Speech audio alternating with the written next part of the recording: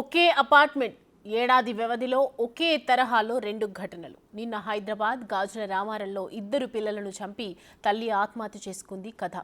అదే అపార్ట్మెంట్లో సేమ్ ఇలాంటి ఘటనే జరిగింది. 8 నెలల క్రితం భార్య పిల్లలను చంపి భర్త ఆత్మహత్య చేసుకున్నాడు. ఆ ఘటన జరిగినప్పుడు తేజస్విని దంపతులు అదే అపార్ట్మెంట్లో పక్క బ్లాక్లో ఉన్నారు. 8 నెలలు తిరిగేలోపు తేజస్విని 2 పిల్లలను చంపి ఆత్మహత్య చేసుకుంది. దాంతో ఆ అపార్ట్మెంట్లో విషాద ఛాయలు అలుముకున్నాయి.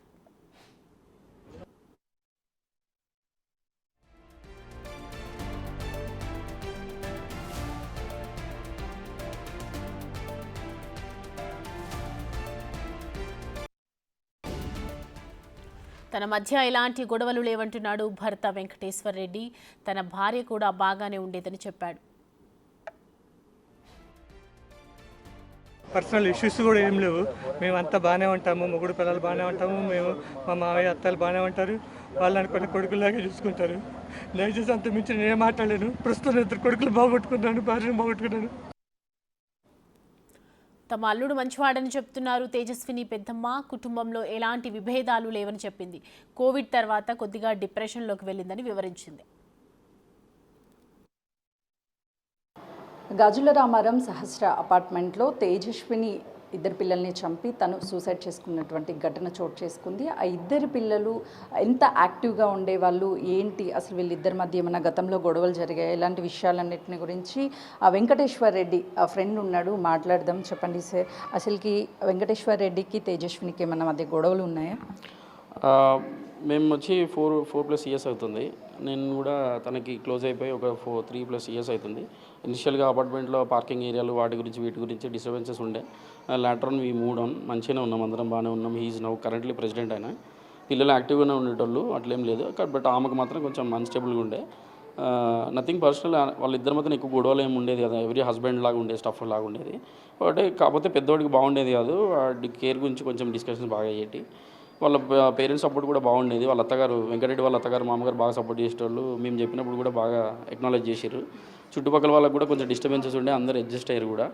చాలామంది సపోర్ట్ చేశారు, కొంతమంది నెగిటివ్ గోసప్ చేస్తారు. క్యారెక్టర్ అసెస్మెంట్స్ అవి ఇవన్నీ ఏం లేవు. She is good. వెంకటరెడ్డి కూడా అబ్సల్యూట్లీ ఫైన్ ఫాదర్. అట్లేం లేకుండే. పిల్లలు కూడా చాలా యాక్టివ్ ఉంటారు. 2 పిల్లలు కూడా ఎంత యాక్టివ్గా ఉంటారు ఏంటి అనేది మనకి ఇక్కడ చాలా క్లియర్గా కనిపిస్తుంది. ట్యాంక్ వాటర్ అని చెప్పేసి వీళ్ళు ఇక్కడ సేమ్ ఈ గేట్కి డిజైన్ ఫ్లవర్స్ ఏవైతే ఉన్నాయో వాటన్నిటినీ కూడా ఎగ్జాక్ట్గా వేశారు. ఇక్కడ ట్యాంక్ వాటర్ అని కూడా రాశారు. మరోవైపు మనం ఇక్కడ చూస్తే ఈ విజువల్లో కూడా ట్యాంక్ వాటర్ అని రాయడం పాటు this is wrong, India number 1 అని రాశారు.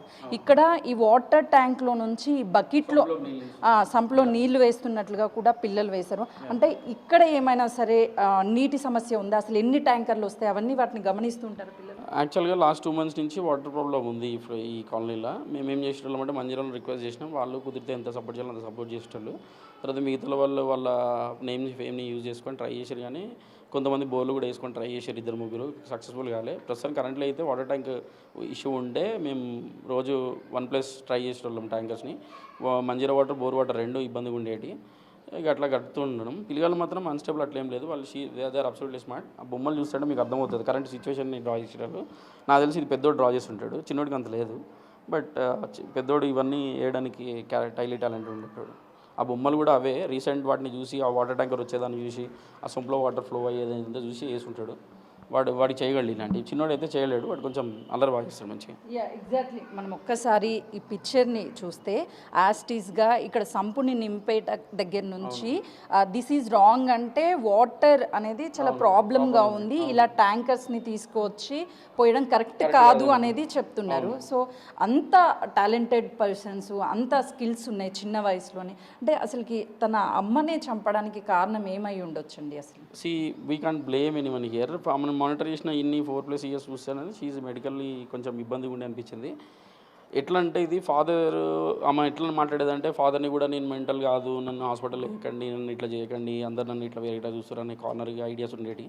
స్ట్రేంజర్స్ని కూడా ఎవరైనా మాట్లాడుతూ ఉంటే నాకు గురించి డిస్కస్ చేసుకుంటారు అని చెప్పి వాళ్ళ మీదకి వెళ్ళి ఇట్లా చేయడం, అట్లాంటివి చేయడం చేసేది. చాలామంది యాక్చువల్గా మీటింగ్ పెట్టి మా అపార్ట్మెంట్ వాళ్ళని కూడా కంట్రోల్ చేయడం జరిగింది. అందరు సపోర్టివ్గా ఉండేటోళ్ళు. క్యారెక్టర్ అసెస్మెంట్ కూడా పడ్డాయి 2-3. కానీ it's not good. And I don't think, నాకున్న ఎక్స్పీరియన్స్కి వాటితో నా ఫ్రెండ్షిప్ బట్టి చెప్తున్నా, ఏదో father could do anything wrong, food will do నా wrong or mother could do wrong, అందరూ బాగానే ఉండేవాళ్ళు. ఒక్కటే ప్రాబ్లం ఇక్కడ ఆమె మెడికల్ కన్సిస్టెన్సీ కరెక్ట్గా ఉండేది కదా. చిత్త కైవశం కోల్పోయినా మా అమ్మ ఒక 20% వరకు అటు ఇటు ఉండేది, ఓవర్గా రియాక్ట్ అయ్యి ఉండేది. కొంచెం ప్రాబ్లం ఏంటంటే నాకు తెలిసి హస్బెండ్ ప్రెషర్ ఇక్కడ చేసి ఉన్నట్టయితే పెద్ద పిల్లగాడికి హెల్త్ బాగుండేది కాదు. వాడిని ప్రతి 2 అవర్స్కి ఒకసారి డ్రాప్స్ చేయడం, వాడి హెల్త్ ఇష్యూని మానిటర్ చేయడం చేయాల్సి వచ్చేది. వాడు కొంచెం సెన్సిటివ్గా ఉండేటోడు, ఏ డస్ట్ ఎలర్జీ ఉన్నా తొందరగా ఎలర్జీకి అయ్యేటోడు. వాడిని మానిటర్ చేసే దగ్గర కొంచెం డిస్కషన్స్ బాగా అయ్యాయి. అదొకటే నేను చూసేది. ఎప్పుడైనా అతనికి మెడికల్గా ట్రీట్మెంట్ చేయాలి, హాస్పిటల్కి తీసుకెళ్ళాలి, అట్లా ఏమన్నా ట్రై చేసేవాళ్ళ వెంకటేశ్వర్?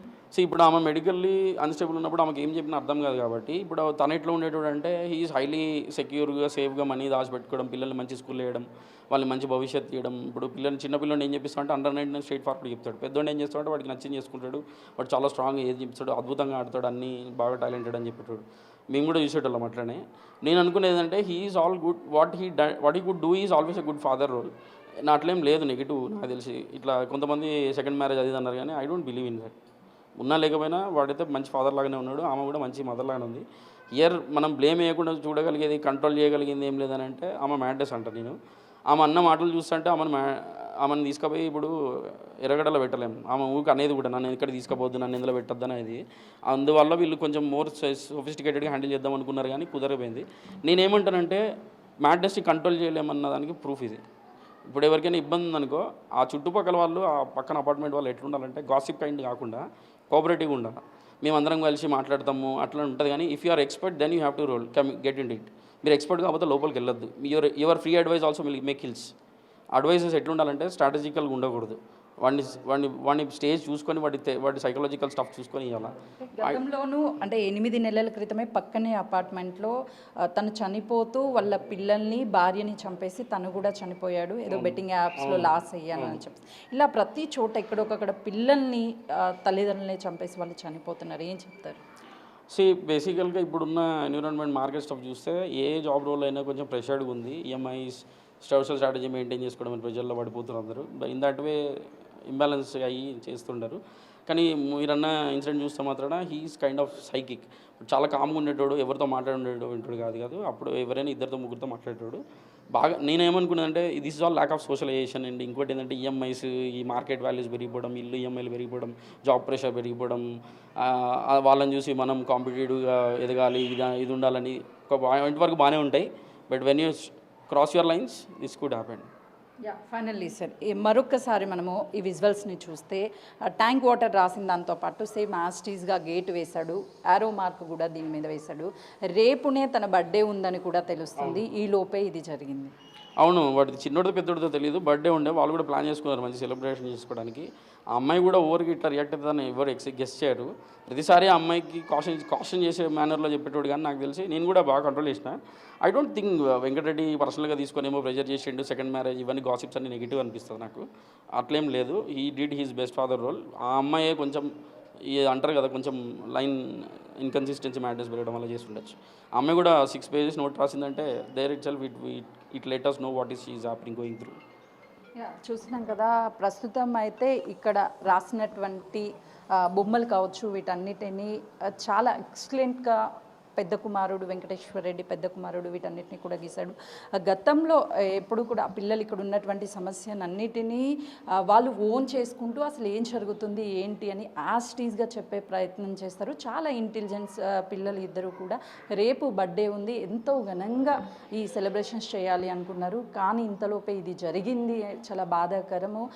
తను ఫస్ట్ నుంచి కూడా మెంటల్గా ప్రెజర్ అయ్యేది. దాంతోపాటు చుట్టుపక్కల ఉన్నటువంటి వాళ్ళు కూడా చిన్న చిన్న గొడవలు అయినప్పటికీ మేము అపార్ట్మెంట్లో మీటింగ్ పెట్టి వీటన్నిటిని కూడా సొల్యూషన్ ఇచ్చాం, కానీ ఇలా జరుగుతుందని అనుకోలేదు అని చెప్పేసి స్థానికులు చెప్తున్నారు. కెమెరామెన్ నరసింహతో సుజాత, గాజుల రామారావు.